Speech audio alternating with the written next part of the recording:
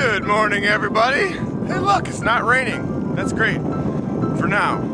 Anyway, I am riding along a beautiful scenic Highway 52 along the Ohio River. On this side is Ohio, on the other side is Kentucky. And it's beautiful and quiet and cloudy, and it's good morning. Happy Thursday, everybody. Hey, look, I'm going as fast as the train. Woohoo! Yeah!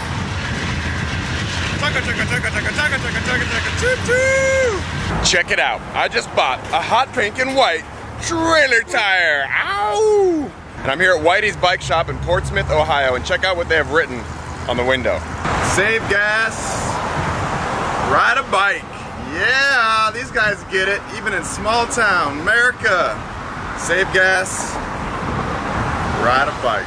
It is really dark out there. It's already raining, and I think it's gonna be a downpour, and I'd like to avoid it this time because I don't want to sleep all wet. So, just gonna wait this one out.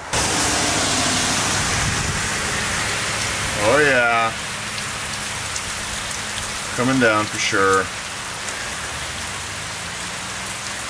Sheets of rain.